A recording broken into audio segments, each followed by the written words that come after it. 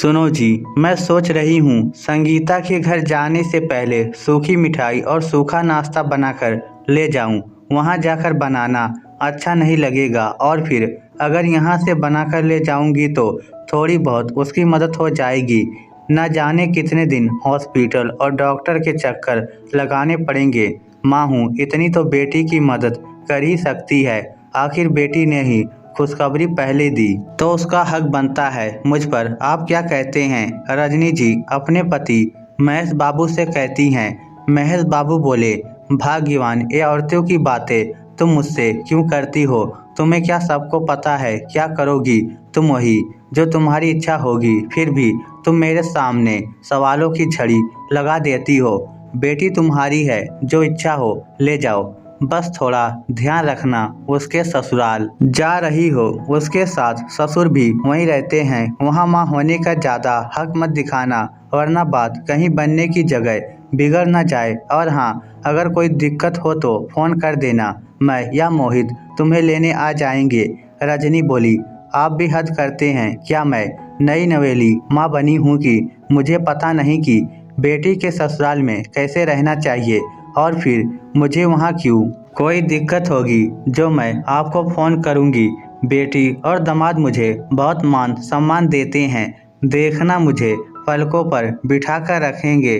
आप रहना अपने बेटे बहू के साथ, बस ध्यान रखना मेरे पीछे से ज़्यादा चटोरे मत बन जाना, क्योंकि आपकी बहू कितना ध्यान रखेगी पता नहीं। उसे तो बस पापा जी करने की आदत है। महेश बाबू बोले, भाग्यवान, मैं तो इसलिए कह रहा हूँ कि अस्पताल जाना तुम्हें अच्छा नहीं लगता। तुम ही कहती हो वहाँ बहुत बदबू आती है, फिर अब कैसे कर लोगी? रजनी जी बोली, आप भी हद करते हैं। वह तो बहुत पहले की बात थी।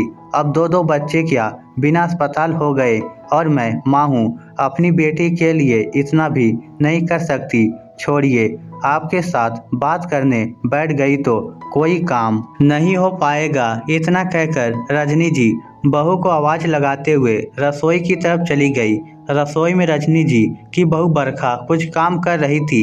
रजनी जी बोली, बहू ऐसा करो, सूखी मठरी और थोड़ा सा गोद का लड्डू और सोट का हलवा बना दो।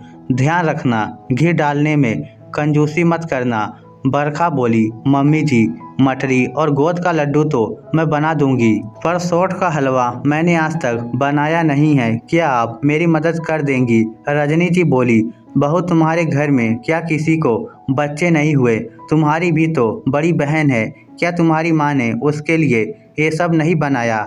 हाँ, हर कोई मेरी तरह अपनी बेटी के लिए कहाँ इतना सोचता है। बरखा मुस्कुराकर बोली, मम्मी जी, हमारे घर में भी छोटे बच्चे हुए हैं, पर ये सब मम्मी को बनाने की जरूरत ही नहीं पड़ी। दीदी की सास ने बहुत बनाया था, वह तो वहाँ से बनाकर हमारे मायके तक भेज दी थी। और जब दीदी के पास मम्मी गई तो बाजार से खरीद कर ले गई। आजकल तो बाजार में सब कुछ मिलता है। आप कहिए तो दीदी के लिए मैं भी मंगवा दूँ। रजनी जी बोली, आजकल की लड़कियों की यही दिक्कत है, सब कुछ रेडीमेड बाजार में मिलता है तो मेहनत ही नहीं करना चाहती। ये सुनकर बरखा की हंसी छूट गई।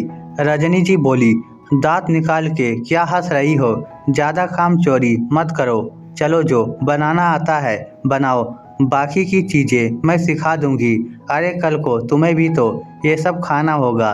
बरखा हंसकर बोली, मम्मी जी, तब तो मुझे कुछ करने की ज़रूरत ही नहीं है। रजनी जी बोली, ओ भला क्यों? बरखा बोली, आपको तो सब कुछ आता है, तो क्या आप मेरे लिए ये सब नहीं बनाएंगी? क्योंकि मेरी माँ तो रेडीमेड ही भेजेगी।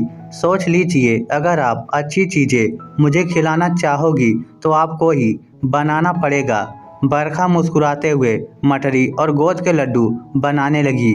रजनी जी कर तो कुछ नहीं रही थी, पर बीच बीच में बरखा को झांक रही थी और कह रही थी, काश की बहू ने ये सुख पहले दिखाया होता। पर क्या किया जाए, हमारे नसीब में तो पहले नानी बनना ही था। चलो, बेटी ने कम से कम मेरा ख्याल तो रखा।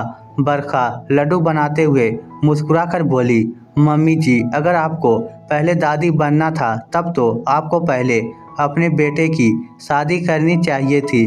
आपने बेटी की पढ़ाई पूरी होने नहीं दी और दीदी ने ग्रेजुएशन कंप्लीट ही किया था कि आपने उनकी शादी करवा दी। उनकी शादी को 2.5 साल हो गए हैं, तब उन्होंने आपको खुशखबरी दी। मेरी शादी को तो अभी 1.5 साल ही हुआ है, इंतजार कीजिए, इंतजार का फल मीठा होता है। रजनी जी मुंह बनाकर वहां से चली गई। 2 दिन बाद रजनी जी अपनी बेटी के पास चली गई। करीब 2 से 3 महीने रजनी जी अपनी बेटी और नातिन के साथ गुजारी और फिर लौटकर अपने घर आई। यहाँ बरखा ने सब कुछ बहुत अच्छे तरीके से संभाल लिया था, पर रजनी जी वहीं से पूरी जांच पड़ताल कर रही थी। समय धीरे धीरे बीतने लगा। देखते ही देखते बरखा की शादी को 3 साल हो गए। एक रोज रजनी जी महेश बाबू से बोली, पहले तो रिश्तेदार पूछते थे, अब तो मोहल्ले वाले तक पूछने लगे कि बहू में कोई दिक्कत तो नहीं है, अगर दिक्कत है तो उसे डॉक्टर के पास ले जाओ। आप क्या कहते हैं, बहू की एक बार जांच करवा दूं?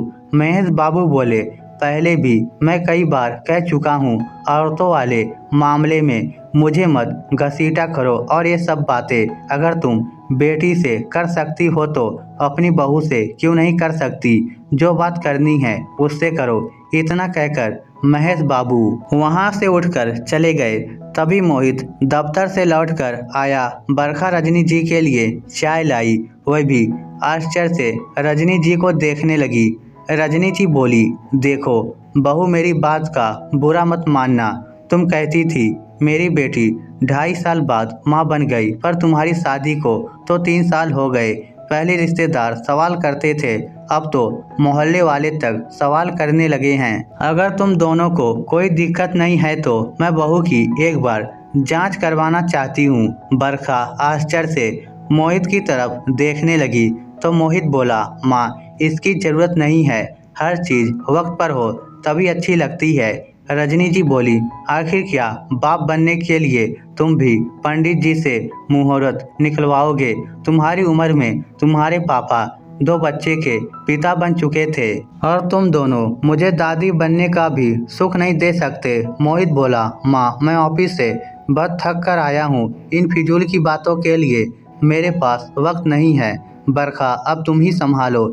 इतना कहकर वह चला गया और बरखा आश्चर्य से उसकी तरफ देखने लगी और बोली, ये अच्छा है, हर बार मुझे ही बीच में फंसा देते हैं।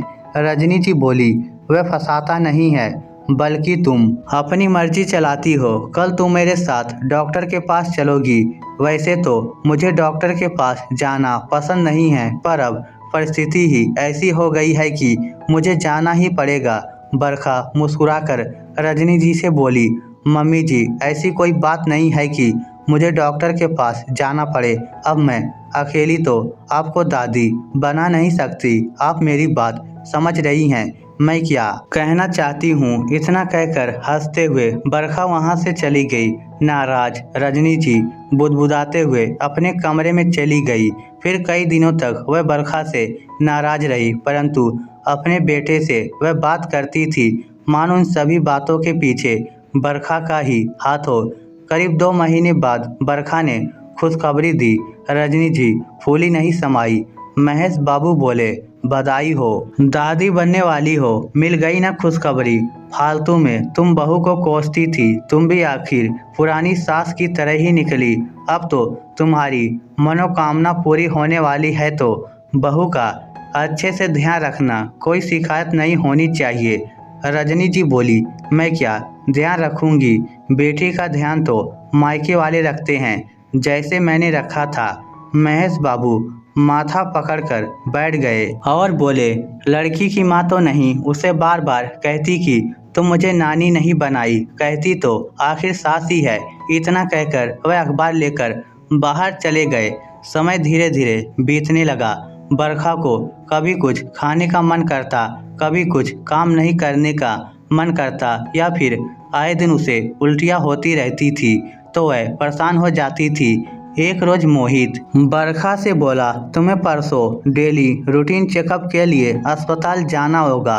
मैं तो शहर से बाहर जा रहा हूँ, तो तुम माँ के साथ चली जाना और डॉक्टर से मिल लेना। अब बरखा की ऐसी हालत थी कि रजनी जी को ना चाहते हुए भी घर के कुछ कुछ काम तो करने ही पड़ते थे।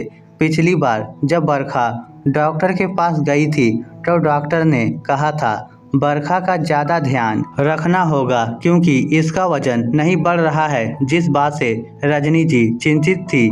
2 दिन बाद जब बरखा रजनी जी से अस्पताल चलने को बोली तो रजनी जी बोली, बहू तुम अपने मायके से क्यों नहीं किसी को बुला लेती हो। एक बात कहूँ, घर में सब जानते हैं मुझे अस्पताल जाना बिल्कुल पसंद नहीं है, वहाँ मुझे बदबू आती है। बरखा बोली, मम्मी जी अस्पताल जाना किसे पसंद है, आपको ही दादी बनने का सुख चाहिए था। अब आप अपने वादे से मुकर रही हैं। जब दीदी माँ बनने वाली थी तो आप उन्हें अस्पताल भी ले जाती थी और घर के सारे काम भी करती थी। उस वक्त तो आपको कोई दिक्कत नहीं हुई, तो जब आप बेटी को अस्पताल ले जा सकती हैं तो बहू के लिए डॉक्टर से मिल नहीं सकती। बरखा नाराज होकर अपने कमरे में चली गई। महेश बाबू आए और बोले, ये तुम क्या कर रही हो, अपना बुढ़ापा बिगाड़ रही हो। कहाँ तुम्हें दादी बनने का शौक था और आज बहू को जब तुम्हारी ज़रूरत है तो तुम अस्पताल जाने से इनकार कर रही हो, आखिर क्यों। रजनी जी बोली, देखिए ऐसा नहीं है कि मैं उसके साथ अस्पताल जाना नहीं चाहती, पर मेरी भी अब उम्र हो रही है। छोटी छोटी बातों पर मैं नाराज हो जाती हूँ। मैं जब भी उसके लिए कुछ बनाती हूँ वह मेरा मन रखने के लिए खा लेती है, फिर उल्टियाँ करती रहती है। महेश बाबू बोले, तुम अपनी बहू का स्वभाव जानती हो, अगर उसे तुमसे परेशानी होगी तो वह तुम्हारे सामने कह देगी। रजनी जी बोली, आप नहीं समझेंगे, इस अवस्था में लड़की के मन की भावनाओं को उसकी माँ समझ सकती है। मैंने तो अपनी माँ होने का फर्ज निभा लिया, क्या बहू की माँ अपना फर्ज नहीं निभा सकती। कहिए क्या मैं अभी भी गलत हूँ। बरखा ने उनकी पूरी बात सुनी और वह बाहर निकल कर आई और बोली, मम्मी जी आपको ऐसा क्यों लगता है कि मेरी इस अवस्था में मेरी माँ मुझसे करीब होगी। जब इतने महीनों से मैं आपके साथ थी तो अब मेरी माँ मुझसे करीब कैसे हो जाएगी। क्या जरूरी है माँ बनने के दौरान एक लड़की हमेशा मायके ही जाए या उसकी माँ ही उसकी देखभाल करे। एक सास भी तो माँ की तरह देखभाल कर ही सकती है। जब आप दीदी की देखभाल कर सकती हैं तो मेरी क्यों नहीं। मैं चाहती हूँ मेरी देखभाल भी आप ठीक उसी तरह करें जैसे कि आपने दीदी की थी। महेश बाबू बरखा की बात सुनकर हंसने लगे और बोले, देखा मैंने कहा था ना, तुम्हारी बहू दूसरी बहुओं की तरह नहीं है। रजनी जी मुस्कुराकर बरखा को गले से लगाई और बोली, हाँ ये बात तो आपने सही कहा, दूसरे की बहू अपनी सास से इतनी बहस नहीं करती और ना ही इतना जिद करती है जितना ये करती है। बरखा हंसने लगी तो रजनी जी बोली, अब डॉक्टर के पास जाने में देर नहीं हो रही है। अगर तुम मेरे साथ इस अवस्था में रहना चाहती हो तो मेरे कहने के अनुसार ही चलना पड़ेगा। बरखा हंसकर बोली, हाँ हाँ बिल्कुल मम्मी जी, फिर क्या आप मेरे लिए चटपटा आम का अचार बनाएंगी। रजनी जी बोली, लो फिर से शुरू हो गई, पहले चलो डॉक्टर के पास, अचार की बातें बाद में करेंगे। इतना कहकर हंसते हुए दोनों सास बहू अस्पताल चली गई। अब जब कभी मोहित बरखा को डॉक्टर के पास ले जाता, रजनी जी आगे बढ़कर कहती, तुम अपना काम करो, बहू की देखभाल मैं कर लूँगी। समय बीतता गया, दोनों के रिश्ते सुधरते गए और समय पर बरखा ने एक सुंदर से बच्चे को जन्म दिया। रजनी जी ने सबसे पहले उसे गोद में लिया, ये कहते हुए कि मेरी बहू ने आज मेरा घर आंगन खुशियों से भर दिया। भगवान ऐसी बहू सबको दे। इस स्टोरी को लेकर आपकी क्या राय है, नीचे कमेंट करके हमें ज़रूर बताइएगा। धन्यवाद।